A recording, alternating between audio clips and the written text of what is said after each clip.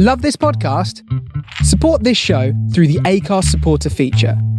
It's up to you how much you give, and there's no regular commitment. Just hit the link in the show description to support now. Hi, it's Danny Pellegrino from Everything Iconic, and this episode is sponsored by State Farm. I wanted to share an iconic way you can save money. Just talk to a State Farm agent today to learn how you can choose to bundle and save with the Personal Price Plan. Like a good neighbor, State Farm is there. Prices are based on rating plans that vary by state. Coverage options are selected by the customer. Availability, amount of discounts and savings, and eligibility vary by state.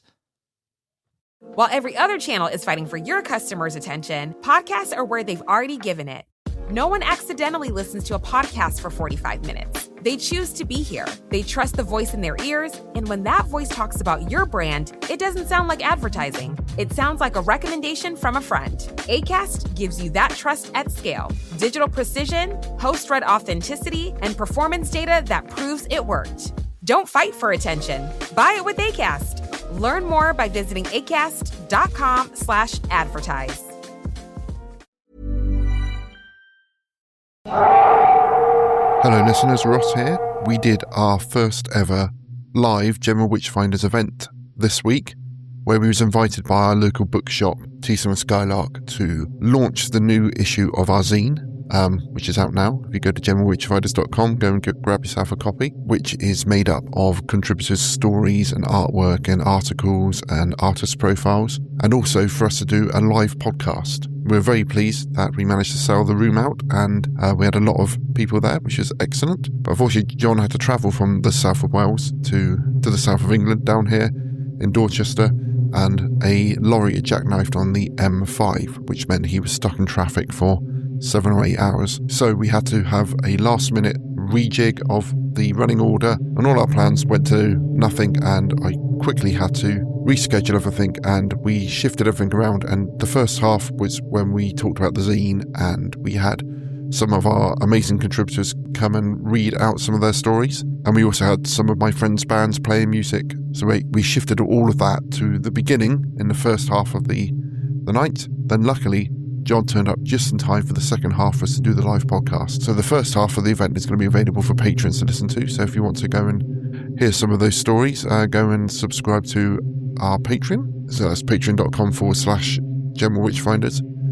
But what we're going to bring to you this month is the recording of the second half, where we were invited by the bookshop to talk about folk horror, because that's something which their customers are very interested in, and they wanted to know all about it. You join us now. Everyone's just had a break. They've had a few drinks, and we are in the King's Arms in Dorchester. So, over to James.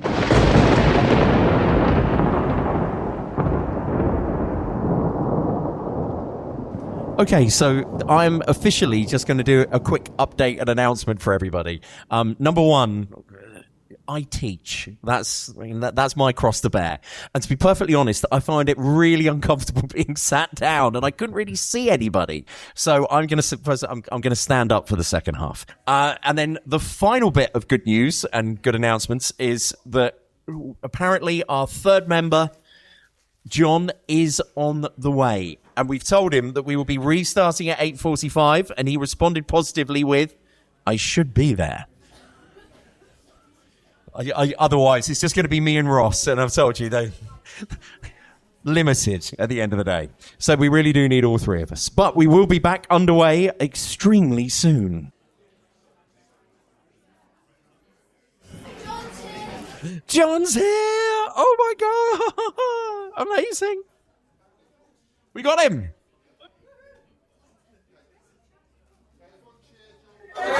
John's here!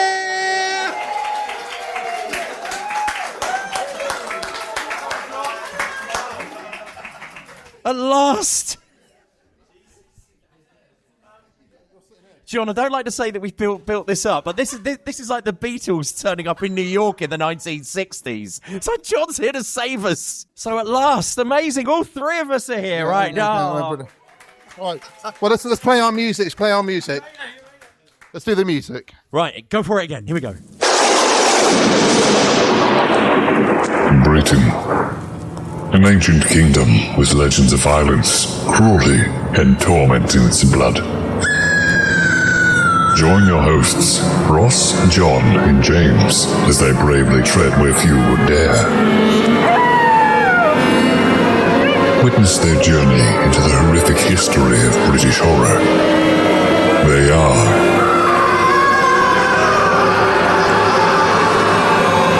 the General Witchfinders.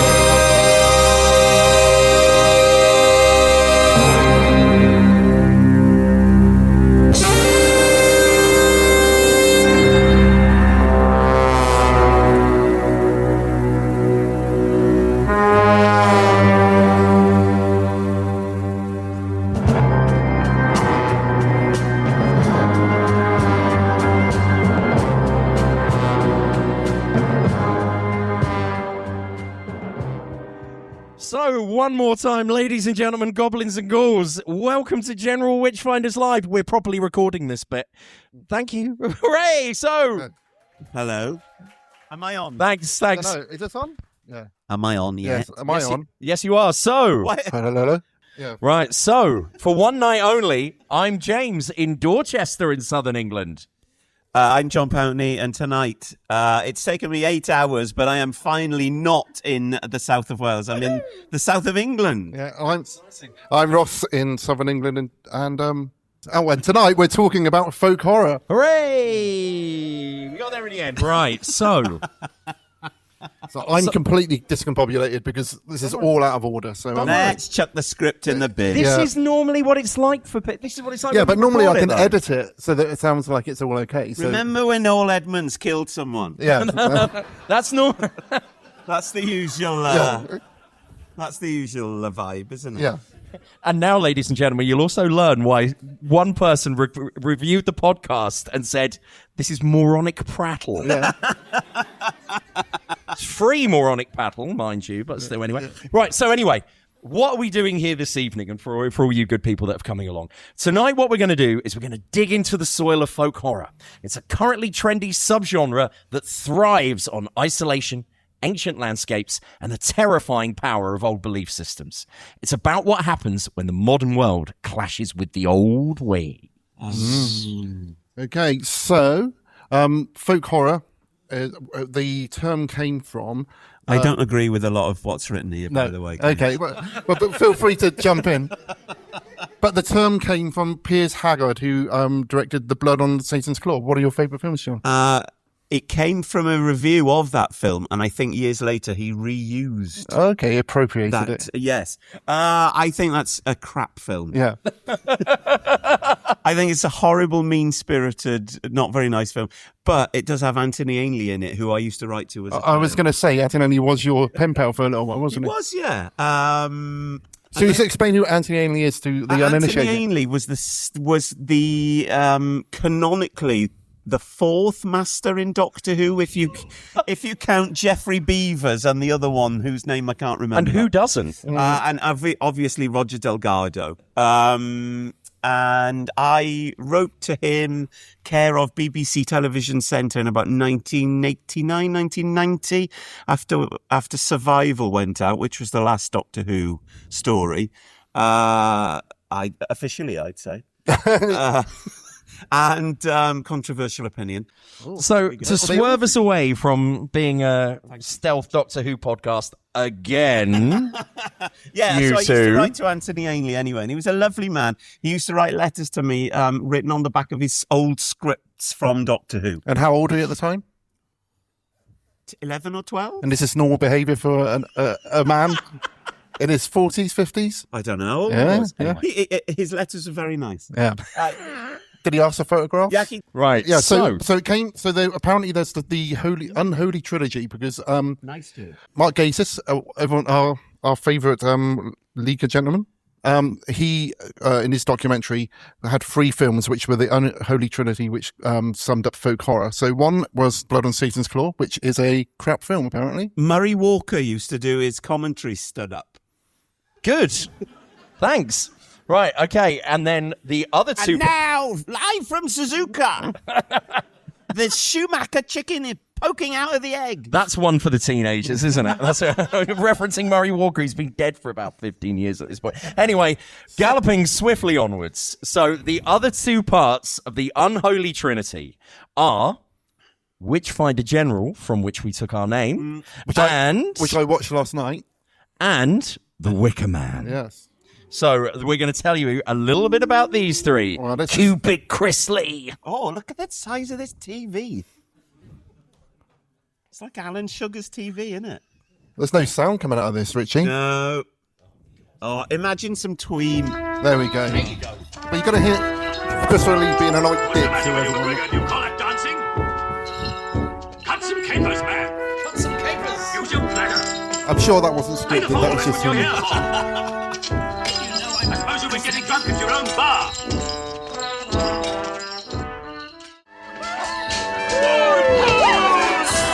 Oh, you get the idea of that. Just do the bum bit. Right, okay. So, of all the clips that Ross could have picked as well, you went for one with Chrisley with a big wig on doing some dancing. Terrifying. Anyway, so the big three that we see here, they're all characterized by a lot of the same themes and ideas. So first of all, for a lot of folk horror, there tends to be a rural location. Folk horror tends to take place away from towns and cities. It's often in an isolated community. Oh, there's a... I've just seen it's coming up as you speak. Yeah, it's magic, isn't it?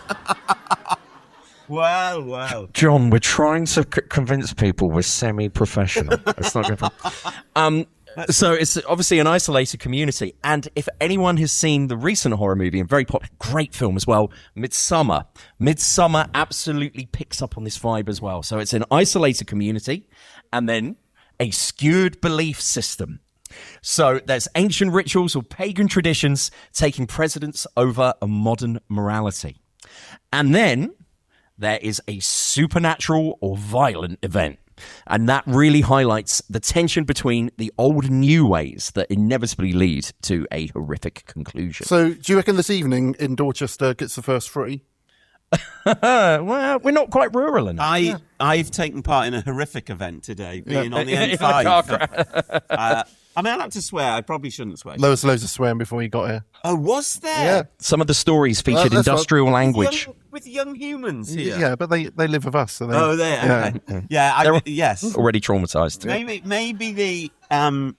Maybe the psychosis brought on by being sat in the M5 for like 6 hours will precipitate. And make some kind of like supernatural occurrence. I think some kind of mud creature will crawl. We'll crawl up the wall. Don't know. If we're lucky. Something made of leaves. Where's Henry? He's normally made of leaves and mud. Oh, thank you. So, before Ross moves on from that, one of the things I'd really honestly recommend to people, if you've not seen the documentary, Days Dark and Woodlands Bewitched. It's a documentary that was made all about folk horror. And I hate to really big up Amazon in the 21st century, but it is on Amazon Prime at the moment, if you haven't seen it before. And in this documentary, they touch on not only these films, but a number of these themes and these ideas as well. Now, one of the things that I've thought recently, it'd be interesting to get your guys' opinion on this, is that what they say on this documentary is the whole attraction of folk horror is the fact that it's this fear that what we've achieved as a rational scientific society will be lost, and that the old ways are they're under our feet the whole time. We've never really escaped from them, and they're coming back. And that's the fear, and that's the worry. But I've noticed recently with a lot of folk horror when it's come out, and some of the stuff that we're going to recommend later on, I think there's something in more recent folk horror films tend to go for, there's something really attractive in submitting to these old ways. And whereas that documentary was really, really good, I think it does miss out on that original kind of feeling of maybe people want to go back. And again, I know I've already just mentioned it, but Midsummer is a perfect example of this. Yes, that's a kind of Nigel Kneale idea, James. With the kind of it's latent within us, and it takes some kind of secret message to kind of be brought out. More on Nigel Kneale. coming up soon. Even though I don't think Nigel Kneale is folk horror. Yeah, but there we are. But we can, Controversial. But you know, I have written in my notes that I made before coming here, landscape is a character, and I think that's a very important part of folk horror. do you know why you wrote it? We can remember. Yeah, because the landscape is a character. Okay, I remember thinking, landscape is a character. So if you've got characters, one of them is the landscape of the setting of a more to do with stories, because I was thinking of more of M.R. James and stuff when I was looking through your bullet point, your 8H bullet point sent last night. Yeah, okay, well, let's go on to M.R. James.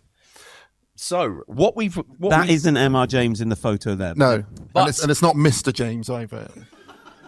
That's me. Yeah. All right. So, what we've decided to do is we thought we'd highlight. I said we've been doing this podcast now for how many episodes, Ross? Well, nearly 60, but we've been doing more than 60. Okay, but Nearly 100. No, nearly it 60. just feels like 100 it. job. You know, most people do that like in a year, but we've been we spread it out. We curate our content more delicately. Yeah, that's one way of putting it. It's not the Wayne Rooney podcast. No, it's definitely not that. Now, what we decided we do is, as we've done the podcast, there have been a few figures who come up time and time again. Either A, because they've produced some kind of folk horror stuff, or we keep, we kind of keep seeing their names, or we keep saying, oh wow, that's a real M.R. James thing, or as John has already said, that's a real Nigel Kneale thing. Yeah, or those are the only things John would agree to watch. And some of that too. But what we thought we'd do is, again, if people aren't familiar, we just give you a quick rundown as to who are these guys and why do we think they've been so important to folk horror in Britain.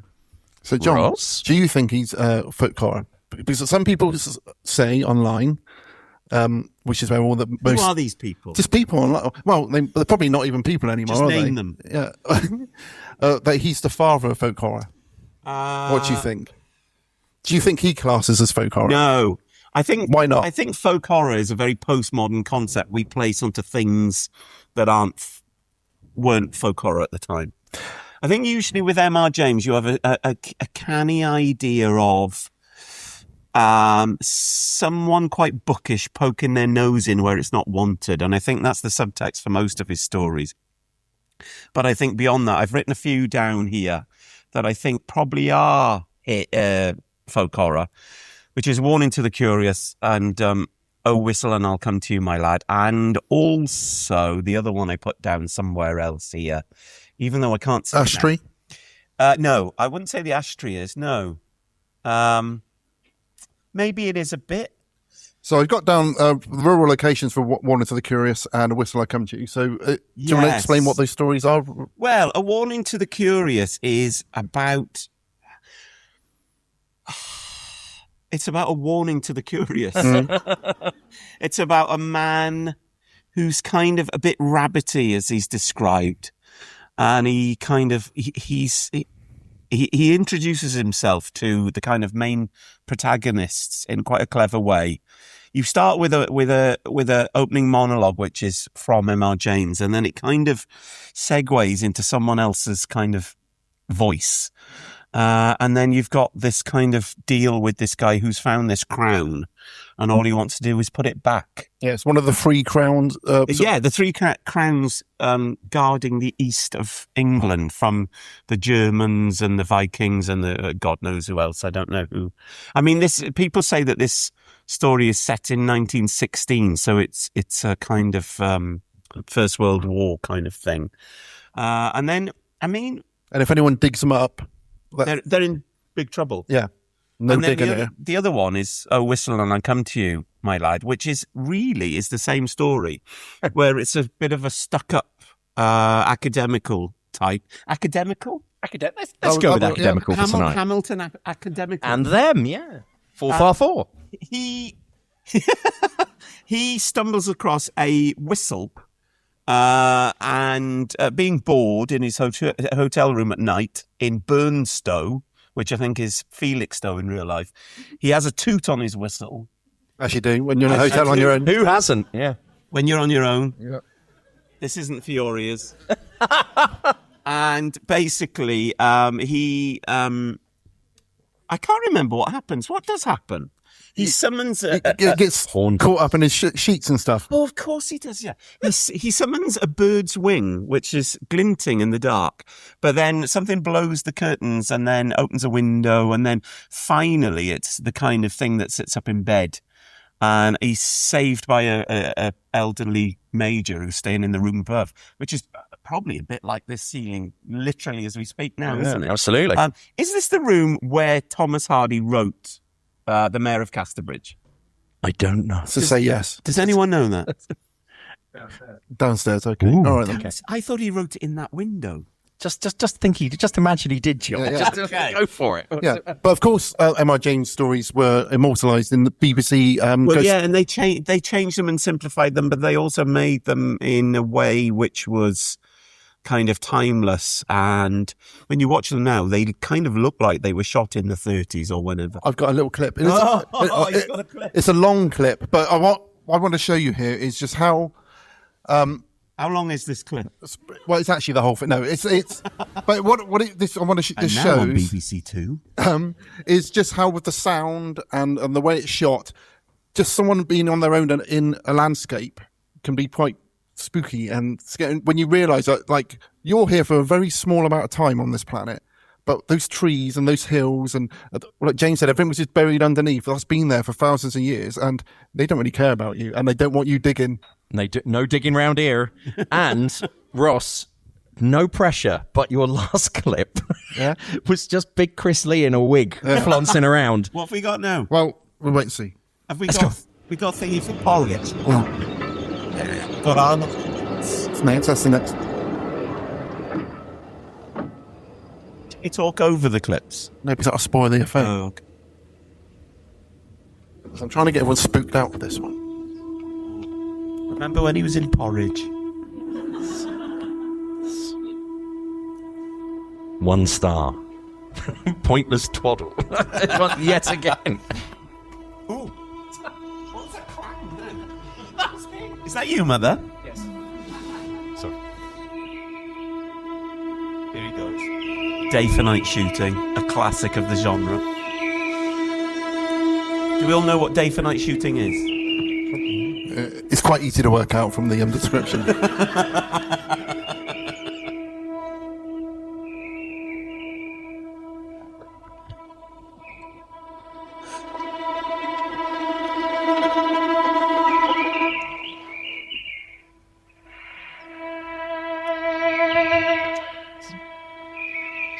I like to picture Jeremy Brett as Sherlock Holmes playing the... I always thought you said Beadle, but what? I don't think you play the. Oh, I'm not going to go down that. Don't. Normally I would say yes, but on this occasion, No. So it's just a man digging a hole, but that's quite scary. It's very spooky. Yeah, but It's more spooky when you're not in a room with like 100 people. Yeah. And it's about 48 Fahrenheit. Yeah. Okay, but what I want to show is that just by changing the editing, the sound, you can get a completely different feel. And here he is, Arnold the Boots. Richard! Arnold, have you seen Mr. Paxton? Yes, but Oh, well, where is he? We were supposed to be going for a walk together. that's it, sir. He went off towards the sea. What, alone? No, sir. This other man, he came up and called for him. To go walking, I mean. I was working here. It's daft, I know, but he looked the image of you. I thought it was you, sir. It was only 2 moments ago.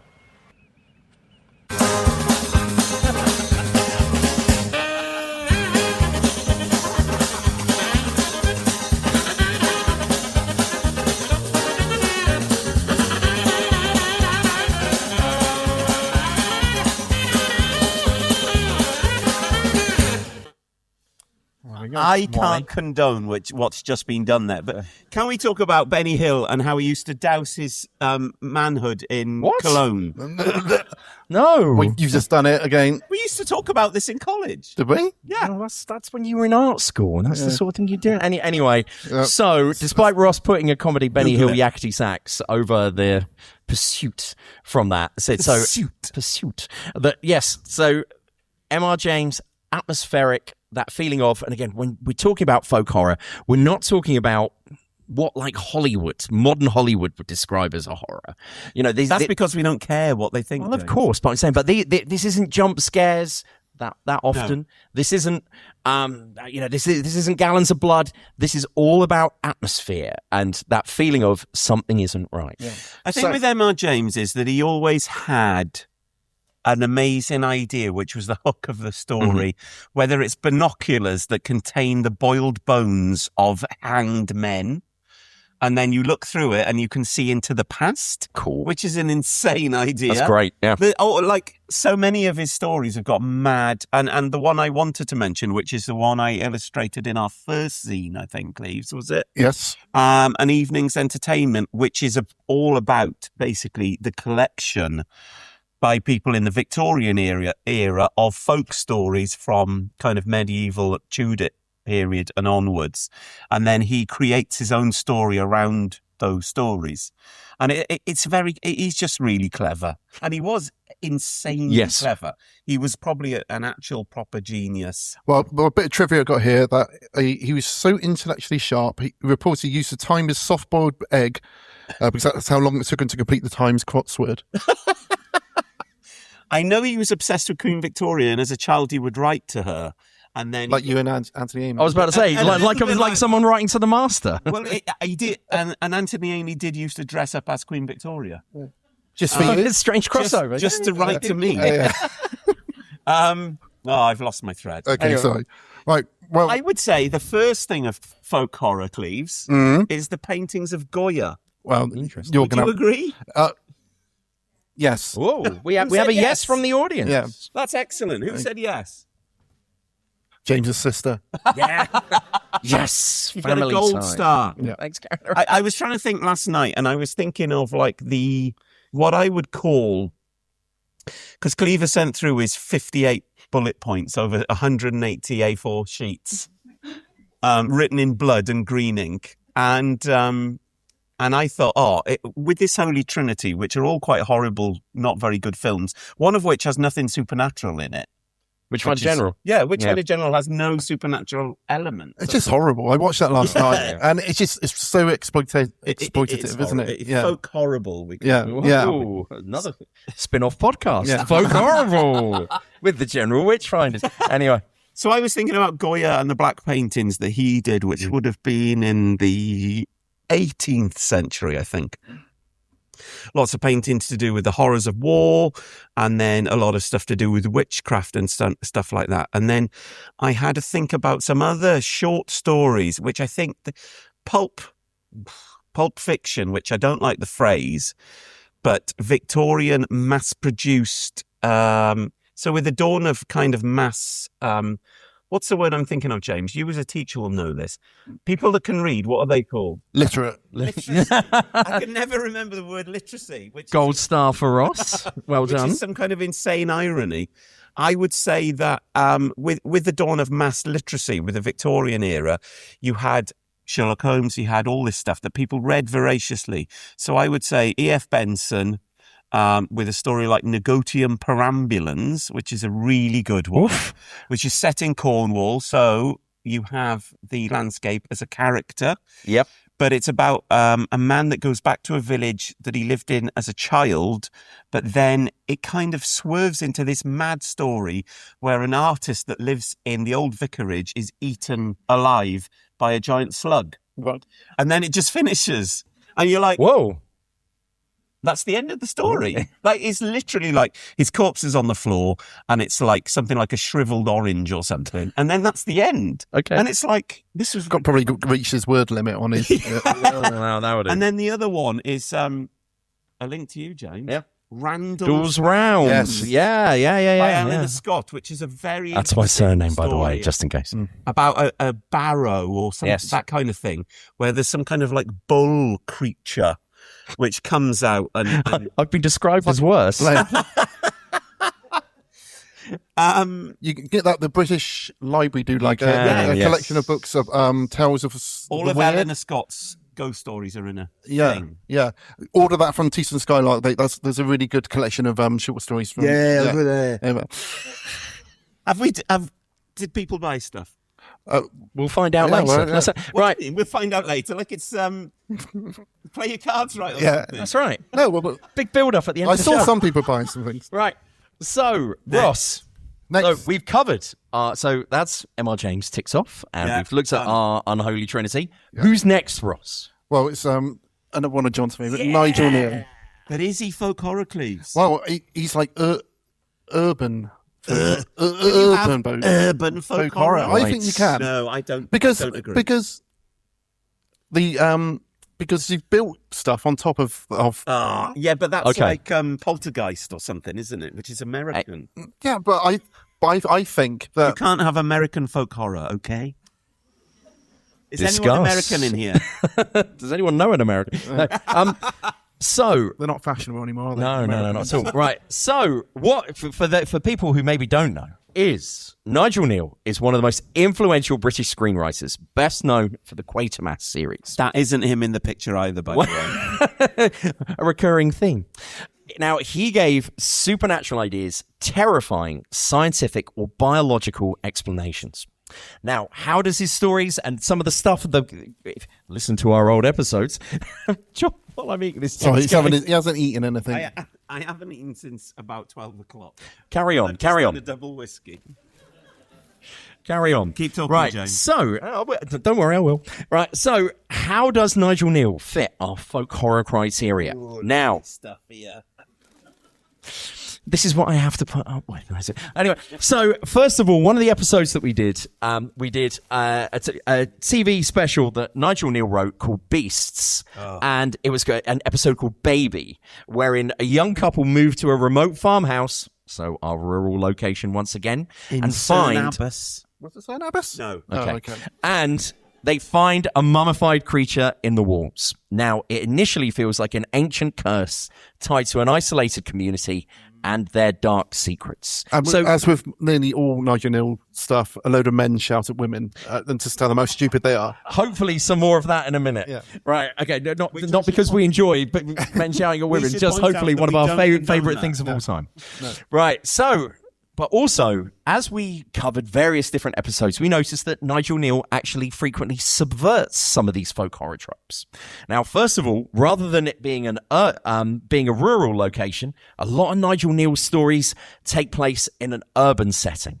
So he dragged folk horror into the city. And that is when we did Quatermass and the Pit. And the horror begins in a London Underground station rather than out in the woods. And discovering an ancient Martian spacecraft, yes, really, proves the deep past, as mentioned before, is literally under our feet in the city. And what we said in our little preamble at the start, that feeling of the past is buried underneath you and something dark and dangerous is underneath you and near to you the whole time. And also, as just mentioned, rather than magic, he went for ancient aliens and he replaced folklore with science. So the devils and goblins of man's ancient past that our ancestors wrote about are revealed as being prehistoric Martian visitors. Characters experience primitive fear when faced with advanced technology.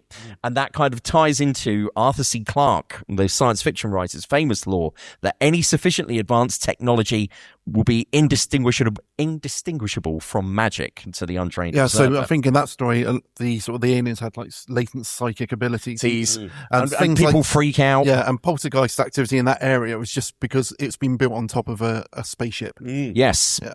Yes, and people start fighting each other in a huge climax. So there's a massive punch-up, isn't it? Isn't it because some of us have got Martian DNA and some of us haven't? Yes. And then we suddenly all start fighting each other. We are all genetically... This isn't true, by the way. This is in the story. Disclaimer. It's more believable than like science, Cleves. Yeah. Yeah, we're all genetically manipulated chimps. Yes. There you are. Right. And then, most famously, and when we're talking about horror, you can't talk about Nigel Kneale without talking about The Stone Tape, which is a story that he wrote, and it's become so kind of endemic in culture now that people who claim to look for ghosts for real talk about the Stone Tape theory, especially a favourite of the podcast. Yes. A favourite of our podcast, Zach Bagans. He's probably been cancelled now, though. The large trousered American. He's always wearing really enormously voluminous trousers, like MC Hammer. I haven't seen him on Really or Quest for quite a long time, so I don't know what's happening. He's counting his millions, and I Drew imagine. Pritchard has left Salvage Hunters as well, so it's like, what do we watch now? I'm sorry. I'm sorry, Joe. Right. However, so the whole idea about the Stone Tape is, if there was something so horrifying, it somehow, the negative energy somehow kind of wields its way into the stone, the room itself. So the vibes of this podcast are being sucked into the wall. And That's right. And someone might be having a wedding here in the years to come. They were having a wedding downstairs. Oh, okay. And they were. Yes. Bring them in. If we would have been struggling for ticket sales, I might have tried to coax them up. But fortunately, all these could be. I know, right? You can sing a song for them. So you missed that happened before you got Number 9. Right. Okay. Hit it. All right. So this is a clip from the Stone Tape, and it's got one of our favourite quotes of all time, and some of the most subtle. Guess the quote. Yeah, beautifully subtle acting you're ever going to see. Oh, I need to press the button. There we go. Fade up from black. Cameras? What's all this stuff? What's it for? Told you, ignore it. I didn't want to come. Just a few simple questions. It won't take long. I won't talk over this. You remember this room? Well, I was just a kid. You did come in here. Oh, I suppose so. You're not sure?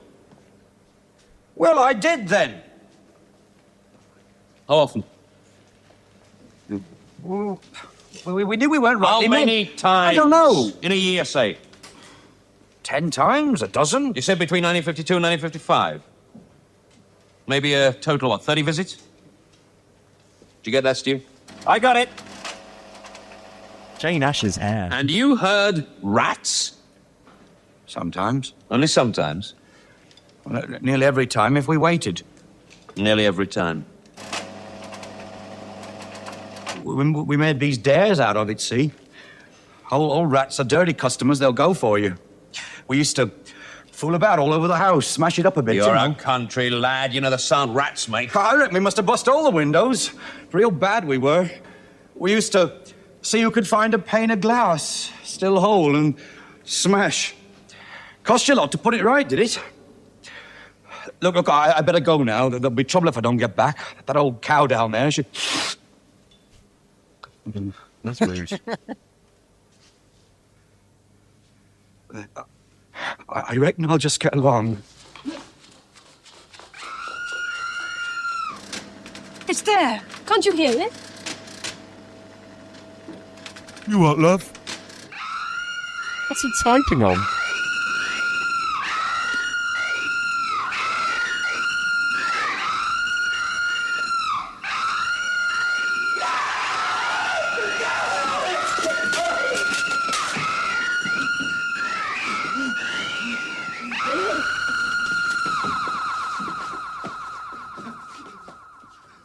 Yes. Wow. Proper television. All done with live vision mixing, I would say. That, Cleves? Yeah. Yes. And the sound. And the crane shot. Ooh. Beautiful stuff. And some of the fight, and my favourite line that we've ever done. You come on, you're a country lad. You know the sound a rat makes.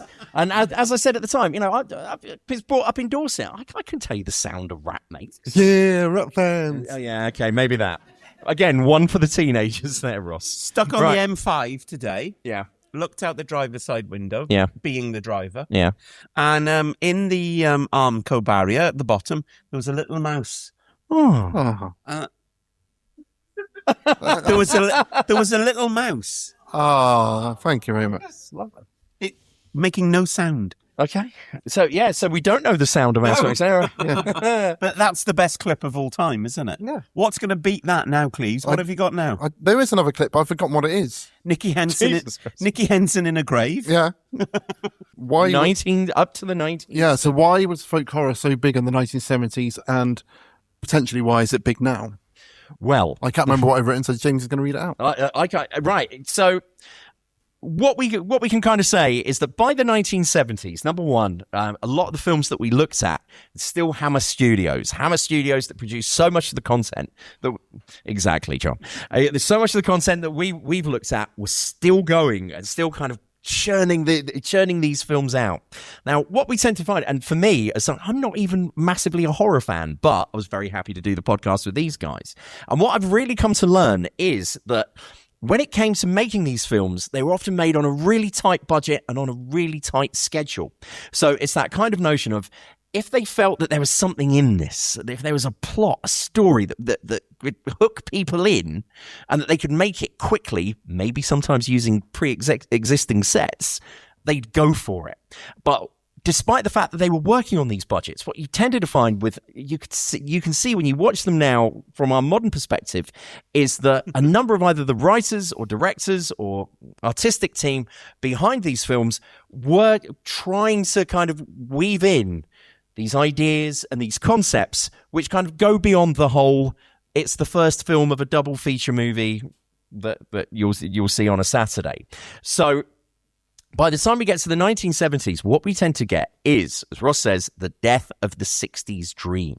That whole idea of the age of Aquarius and the optimism of the 1960s is starting to fade away.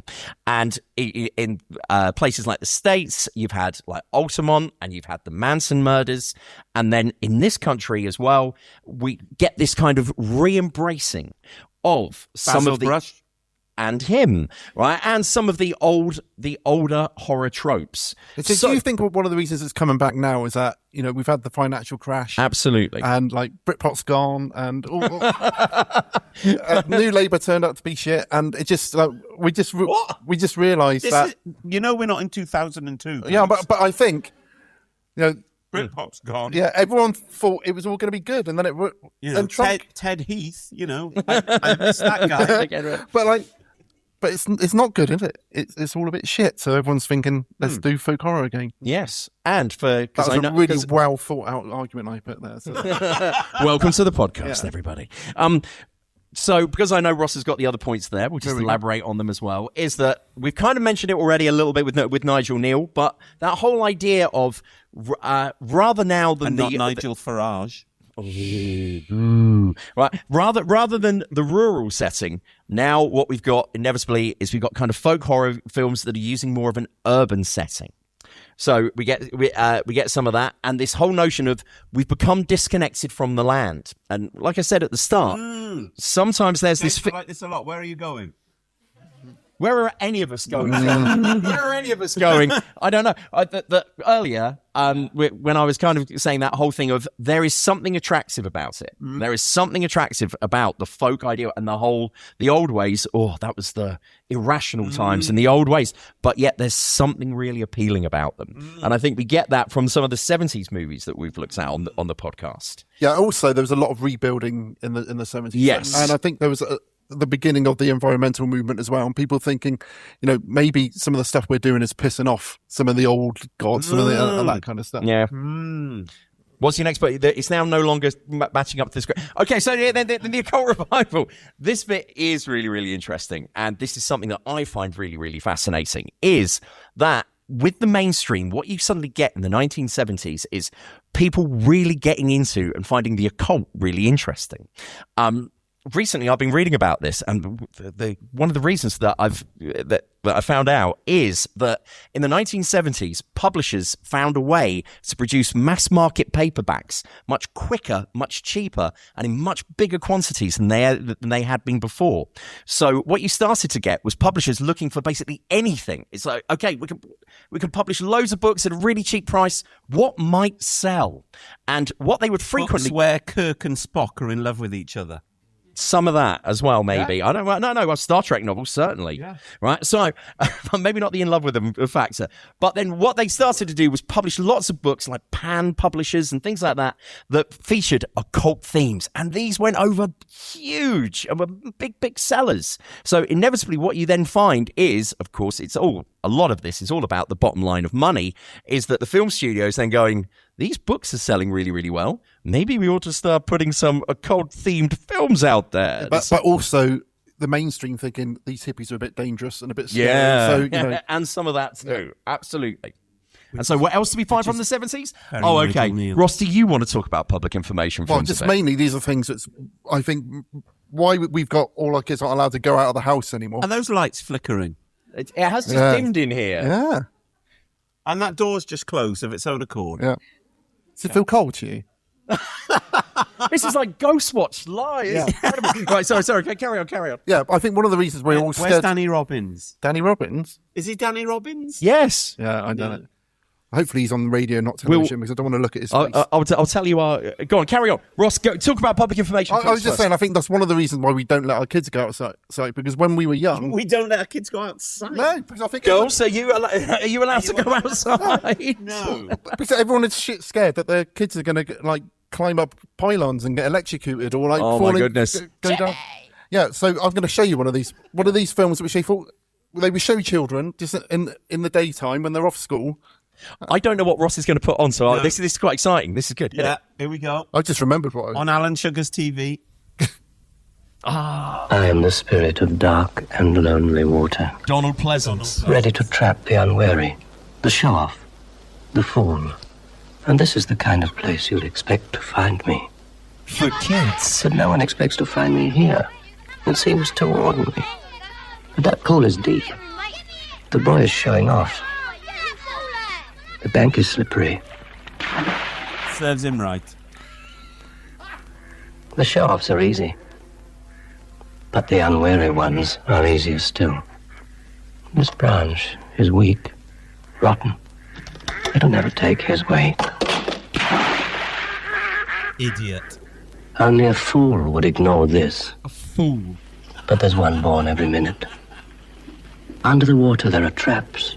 Old cars, bedsteads, weeds. Look at that. That's like hidden modernist depths. art, isn't it? It's the perfect place for an accident. Oh, look, there's someone in the water. Quick, use that big stick to get him out. Sensible children. I have no power over them. Oi, mate, that's a stupid place to swim. Hey, go over and get that thing to rattle me. Cancelled. I still can't, mate. How long was you in there? Ew, what thing? I'll be back.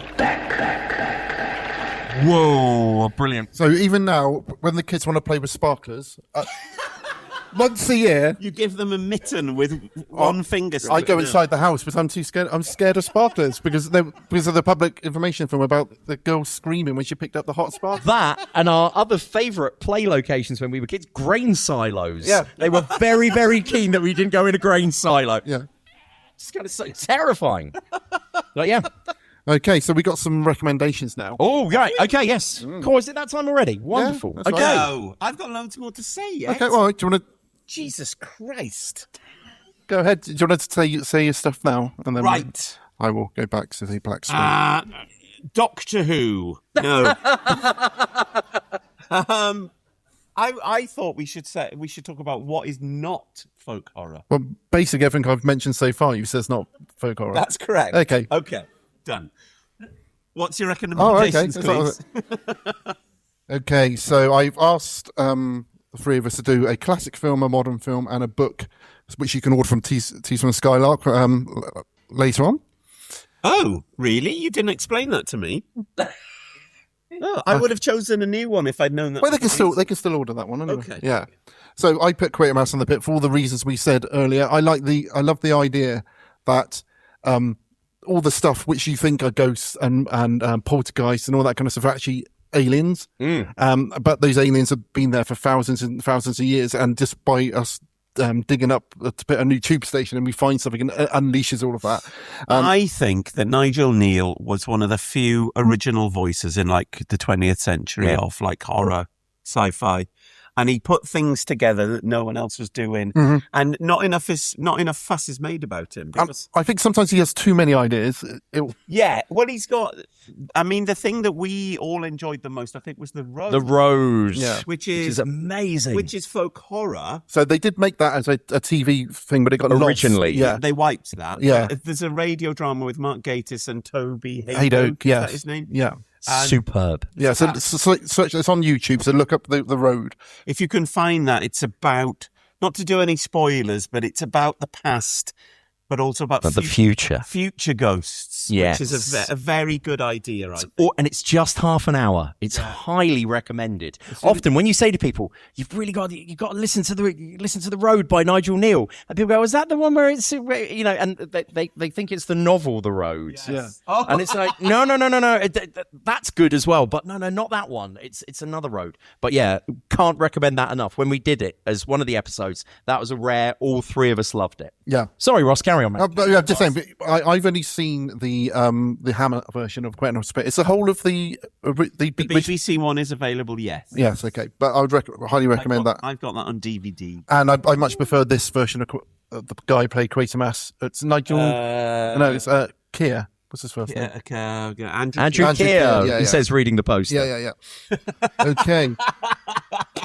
So my modern film is a film called The Borderlands. I think you know someone who's related. Helen Martin and I know the director of this film. Yeah, but this is fantastic. I think we've met him once, have we? Yeah. I don't know this, Ross. Yeah, tell me about it. Yeah, so this is a basically they have a department of the Catholic Church who go to check out miracles. So if something has happened which they think might be a miracle, they send these guys out and they basically debunk. They send a devil's advocate. Like in Ghost Adventures when they say debunked and it comes up on the screen, debunked. And there's a church and it's weird stuff is happening there, and they've all got, because in order to be an official miracle they've got to have evidence, so they're all wearing the cameras on, and it's a really, really good found footage film, and it goes absolutely mental at the end, and I'm not going to spoil it for you, but really recommend watching that film. Don't spoil it.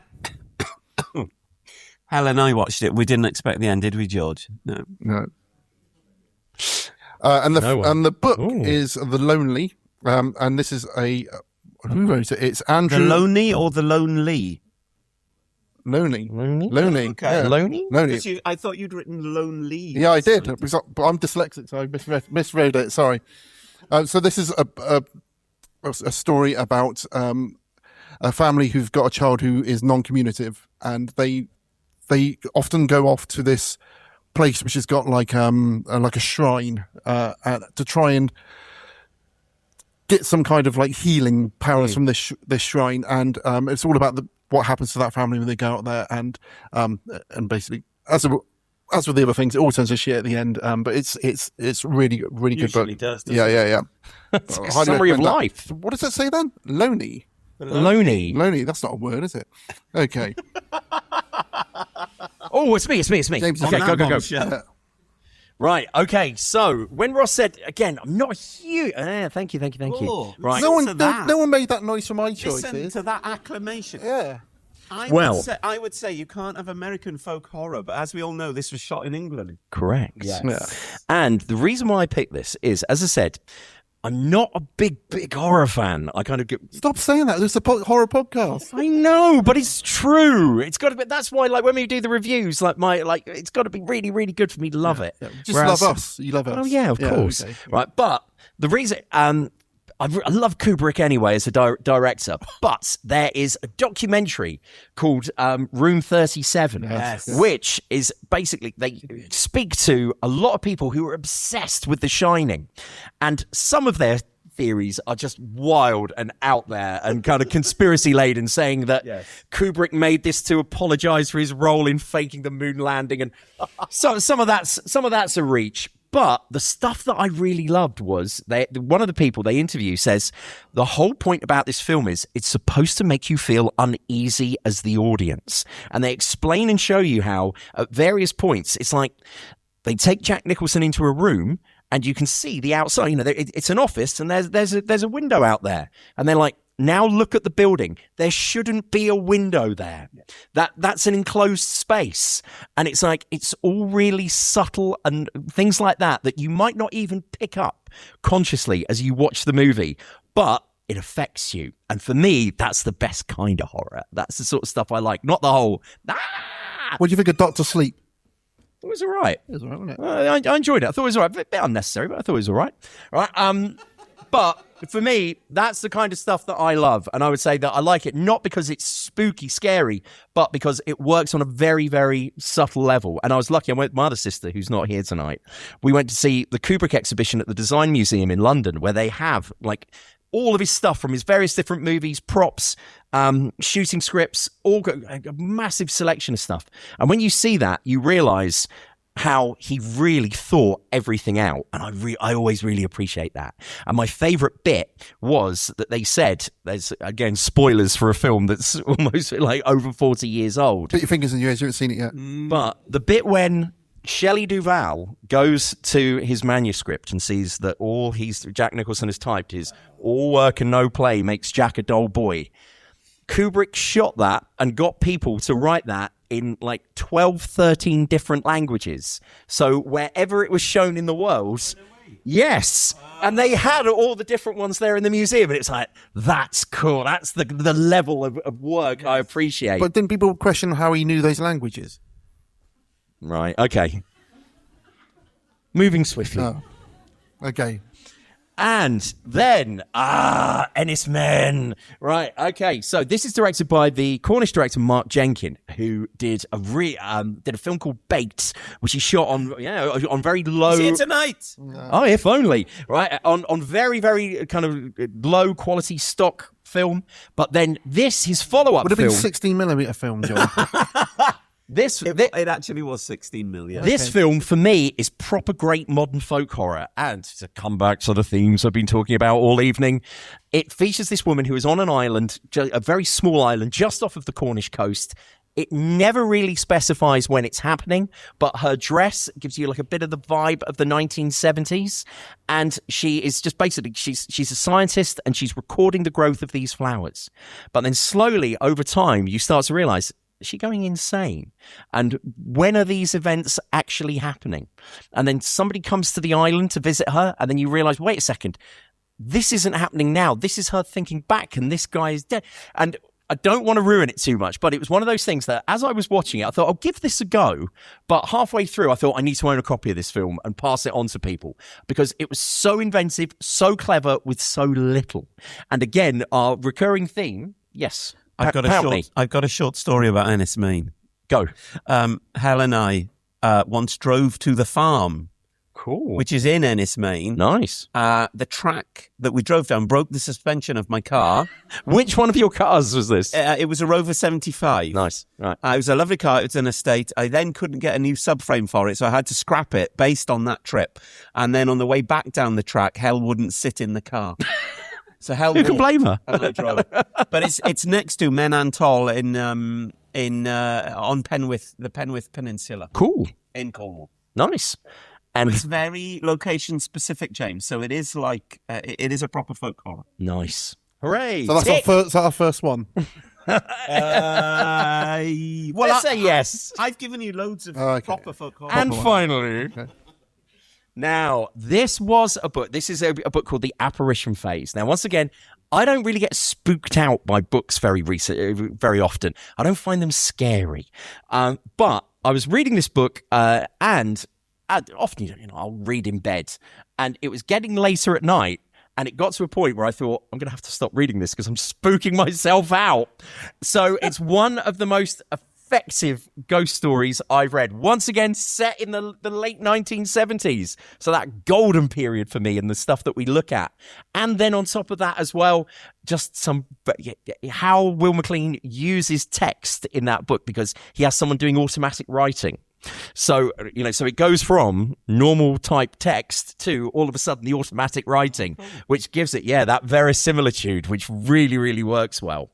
The only mild criticism is the ending is a bit too neat. Yeah. But I have to say, when Ross said, what book would you say? And what book, if some people said, I want to read a spooky book, read that. Yeah. Oh. But it's also like the idea, it's tulpas, is that, am I saying that correctly? About the idea that it doesn't even need to be real for you to conjure it into it. If enough people believe in something, it becomes real. It becomes real. Yeah, so that was it. Okay, John's recommendations. Grumpy Pountney's recommendations now, because I was like, I don't want to do a modern one. Yeah. So, what did I do, Cleves? Warning to the Curious. So I did a Warning to the Curious with Peter Vaughan, who's in Porridge and other things. Again? Next. No, I'm... John doesn't do modern stuff. I think you should all applaud that. I'm a Luddite. Hang on. So, a Warning to the Curious, I would say, as a gateway drug to folk horror, that's probably the key one. I watch it now and I'm like, you can't... It doesn't look 70s. It looks 30s. And it's so well done that you can't really... Probably because the budget constraints were so tight that they just thought, we're going to have to do it in reality. Yeah, and I don't BFI have done... I think they brought out a Blu-ray of it recently. Yes. And it looks great. It's so hard to put your finger on why it's so good, but it is... It's the yakety sax, I think, which does it, isn't it? There's an ineffable quality about, because it's film as well. There's just something about it which is totally tight. And they're not afraid of silence in those. There's a lot of quiet atmosphere, which you don't get in films. No, but it's good because I feel like because they are the BBC Ghost Stories of Christmas. Those are the time where you haven't got to go to work and you can stay up late and watch your film. And I think I watched those when these guys had gone to bed, and it just oh shit. No digging here. And hang on, modern. I do have a modern one. Oh, okay, go on. Hal told me I should do it, and I was like, I'm not going to do it, but now I think I probably will. Go on then. So yesterday we went to see Rose of Nevada in Chapter in Cardiff, which is the next film by Mark Jenkin after Ennis Main, which is, I wouldn't call it folk horror, but it's a very good time shift film. Cool. In the way that Thingy is, Stone Tape. Nice. It's a very interesting film. It's a really good film. He's got a bit more of a budget, and I don't know if that necessarily is a good thing, but overall it's a really, really... Would I stay awake this time? No. Okay. But Mark Jenkin emerging as a modern hero for us in that scene. Interesting. Amazing, yeah. I always fall asleep. Right, so next one. I'm surprised he's still awake now. Yeah. I'm watching my own talk back on double speed while I'm brushing my teeth. Yeah.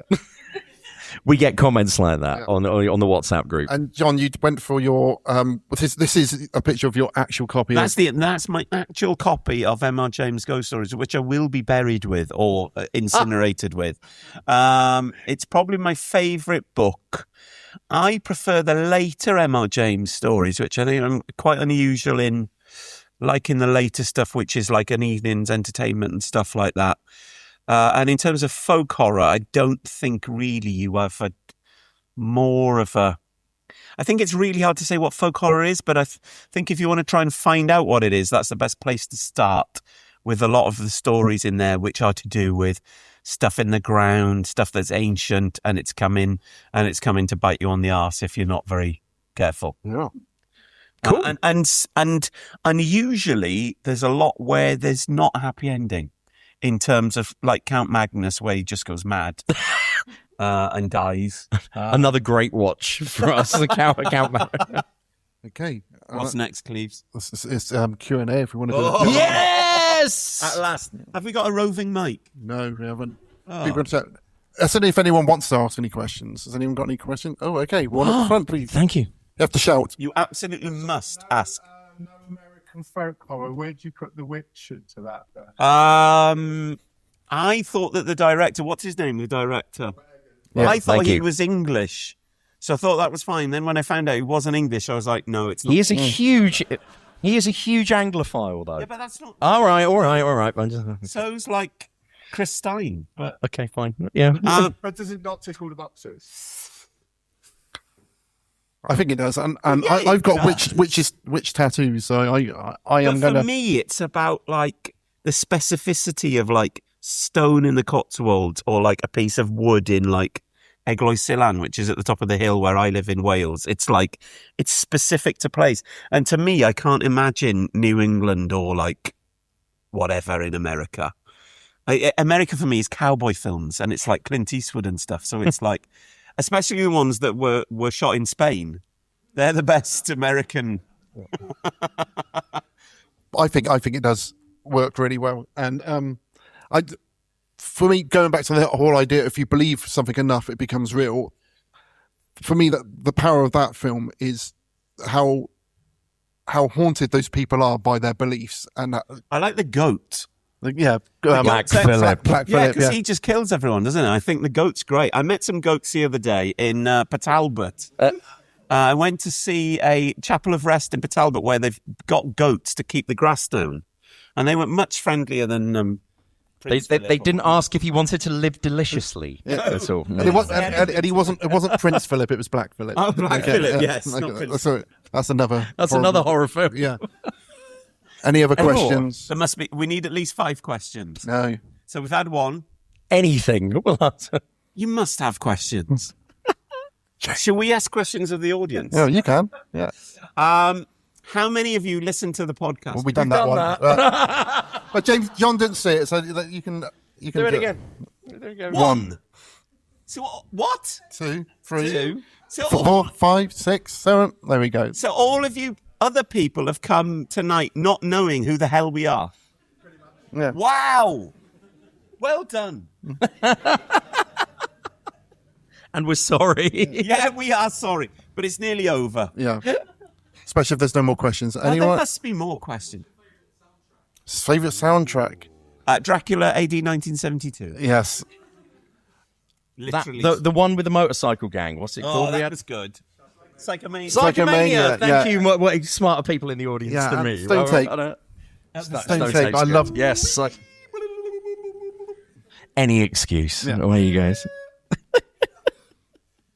Radiophonic Workshop. Are we done? More question. There must be more questions. Nah. Oh, at the back. One at the back. My sister. Go on, Karen. Would you write a fake horror? Yes, I've written loads already. Yeah. I've written half of one. And That's not loads. He's busy. So, but it was going to be in the zine, and it's about the clay of Monmouthshire, which is very bright red. And I've written about half of it, and these two have read that half. That's good. But I haven't finished. I know what the ending is. It's basically about a monster coming out of a painting where the pigment is from the soil of the red clay of Monmouthshire. And then a man wakes up to find that the footprints are on the floor of his bedroom.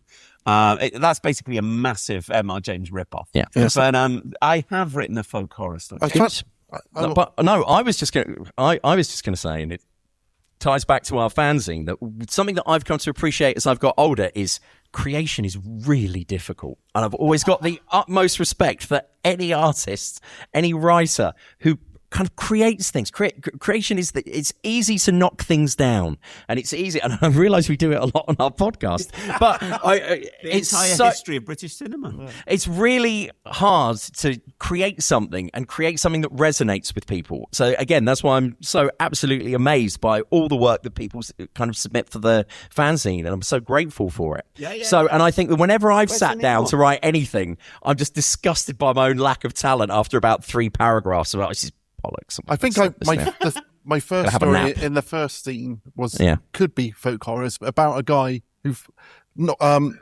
he's got a shed in his back garden which gets blown down in a storm, and when he clears it away, he finds there's like a little manhole cover, and when he opens it up, there's a hole.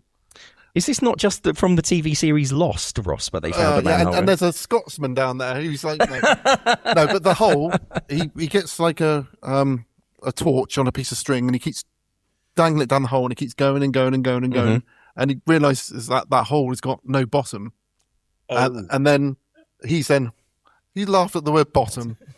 Nobody, and then he's just haunted by the idea that underneath his house he has no bottom. That there's just, it could just be a massive hole, and then it just drives them mad. Terrifying. Yeah. no. So it's good. So that's my story I wrote, but that's it. Any other questions? Come on. Yes. James Dwyer. What do you think of the BBC Christmas ghost story? Controversial. The new ones. The recent ones. Yeah, we do make you watch them. They're good, Talis. Parenting 101 with Ross. Yeah. I just we'll answer this singly, I think. Go on then. Yeah, okay. I feel like the first few which Mark Gatiss did were great. Yes. I think it's just they've been going on a bit long enough. He needs to let someone else have I think they need fresh blood. Yeah. And they should bring in someone like Stephen Moffat. That's me, apparently. That voice. Yeah. Okay, well, I think the first one that the Gatiss did, the Martin's Close, I thought was amazing and really spooky. And I thought, I could really get on board with one of these every year. And the one he did in the radio. That was good. all right. I thought it was a bit, because it's always that thing of they're only half an hour long and you kind of know that there's going to be something spooky happening. But it's that whole, what do you go for? Do you go for something, like what was the one that he did recently with the stone guy, where the statue comes to life? That one. It's called Man Size in Marble, the story. That's the one. But he did it. He called it something like Women of Stone or something. And it didn't really work. That it was a bit wasn't like very good. And the one last Christmas with the tower was excellent. Yes, I thought that one went on too long. For half an hour. Yeah. Because Ross was brushing his teeth for half an hour until blood came out, and he was like, I've got to watch it at double speed. Yeah. I should just explain just very quickly, the in-joke there is that frequently when we're doing the podcast, Ross will go, I've got it on a screen here, I'm watching it at double speed. Yeah. And John and I are disgusted. We're like, how can you watch it at double speed? Anyway, sorry, horrible in-joke. There's another question. Okay, where? Yes. What's a good book to start with if you don't do horror? Oh, book. Not the Rats. Yeah. La, la, la, la, la, la. And this is what the podcast Do you want is to do the dance, James? La, la, la, la, la. La, la, la, la, la. Oh, I don't know. Cut to Roald Dahl. Yeah. Who's cancelled? I think Dracula's a great story because I think even where the man where Dr. Saywood says, "I'm making my toilet." Yes, that's all that John. No, I think it's despite it being for 18. When it would have been 1890, something like that. I think it's 1897. Yeah, it's still a really modern book, I think, and it's like a found footage story. It's made up of diary entries, newspaper articles, and just things like that, and like recorded wax cylinders and stuff. Yes. Yeah, and I just think for such an old book, and if you go back to the original story, it's still an amazing like adventure story. There are sort of like undertones of sort of racism and anti-immigration in there from that sort of time. Are there? Yeah, Yeah. I think it was all an allegory for Jewish people coming over. Apparently, I absolutely agree with what Ross says. That's a really, really good recommendation. But also, I'm just going to chip in. I read the other day. Do you know that originally it was much longer, and there was like an introductory bit at the start where Bram Stoker himself appears as a character, explaining how he's come to be in possession of all of these papers and things like that. I saw a play of that where they realised. Oh, yeah. Did you? Was it you? No. You were. We went to see Jaws. Oh, right, we went to see the. But they did a really good play when they said that. I'll explain later. Yeah, they did a really good play when they realised that the diary entries in Dracula are actually real diary entries, and then they found. The best bit in the play was that they had like the wax cylinder of Dracula's voice, and they played it, and they said, "Note, not actually Dracula's voice." No, but they said, "No, if this is real, you're listening to someone who was alive during Attila the Hun and all that kind of stuff." And it was during Attila the Hun. In his belly button. Yeah. Okay. Are we done? I haven't answered that question. Oh, sorry, John. What was the question? What's a good horror book to start? Film? You're not allowed too spooky. You're not allowed to say M.R. James. I would say the collected works of M.R. James. I would say start with E.F. Benson. He's a bit more readable, if that's a word, than M.R. James. A bit more accessible. The place I would start, and which me and Cleaver have been doing until quite recently because they got a bit more expensive, was the British Museum. were collecting a lot of out-of-copyright horror stuff and releasing them as anthologies, which have been really good. Tales of the Weird, and they're based on different subjects. So you can have one which is all about Cornwall. There's one about Ghosts of Children. There's a really good one. Ghosts of Dorset by Ross Cleaver. Yeah, exactly. And there's a really good collection of when telephones and recording devices started coming in, people was starting being a bit freaked out, like how can your voice be captured or transferred anywhere? And there's a really good collection of stories about the idea of like spirits being trapped inside machines or wires and stuff like that. Yeah, nice. But there's one all about London, and so check that out because there's the Oozer. Yeah, he's just down Dorset there. Oozer, he's next door. Oozer. Yeah. But yeah, I was thinking of horror stories of Dorset, and I got there in the end. Yeah. Nice. I think. Have you done? Yes. No. I agree with you on Dracula. I just wanted to say before we wrapped it up, entirely, just number one, thank you so much, everyone. This is beyond. No, we're running out of time. And these good people. Yes, it is. Oh, okay. This is 10:15. We could go to 10:15. But these good people want to go. Want to go to 10:15, don't you guys? No. Come on, man. But I was just going to say, seeing the amount of people that have listened to us before, if you haven't just thought, my God, you guys shut up by this point in the evening. And again, I'd understand if you thought that. If you do want to listen to the podcast, what I honestly recommend, and this is what I say to friends of ours, and when I talk about, we do this podcast, people go, I really like horror. And what I say is, don't listen to all of them. Because some of the ones we've done are extra, which John and I are still... Not a great fan. We did one on the Cook Report as well, didn't we, James? When, do you remember Roger Cook when his Reliance scimitar caught fire? That was absolutely terrifying. No, but what I would say is that we've done such a huge wealth of stuff since we started doing this podcast. If you do find after tonight, I wouldn't mind a bit more of those guys. Go and have a look. It's on General Witchfinders, and just pick the one. Web address which is on the screen now. I ain't got that. We even did an episode about Nicholas Lyndhurst and Good Night, Sweetheart. So you can. That was the worst. No, it was great. It's a good the episode. Jack the Ripper episode was amazing. Yeah. Okay, but I think we should wrap it up now. Yes. Okay. But yes. But thank you very much, everyone. Thank you for coming, and thank you very much for everyone who's helped. Thank you, Richard, for doing the sound. Thank you, everyone, for doing the music. Yeah. And thank you for people who have come all this way to read out their stories. Thank you to Teasel Skylark. Thank you to anyone I've forgotten. Thomas Hardy. Yeah. And there's some more arts appeared at the back as well. So on your way out, have a look at all of the prints and the art and the books and all that kind of stuff. And the lights are coming up. Do we need to do the thing we usually do at the end of the episode? What do we do at the end? I say love, light and peace. Oh, yeah. And I say happy day. And I say everyone look after yourselves and have a good time. Until next time. Yeah. Fingers crossed. Yeah, don't have nightmares. Bye. Thank you, everyone.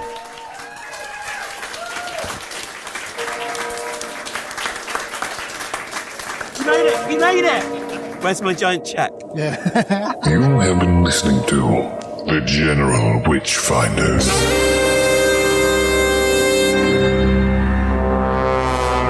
Support the show and continue the conversation at patreon.com/General Witchfinders. Subscribe and spread the word at generalwitchfinders.com. Farewell. And don't have nightmares.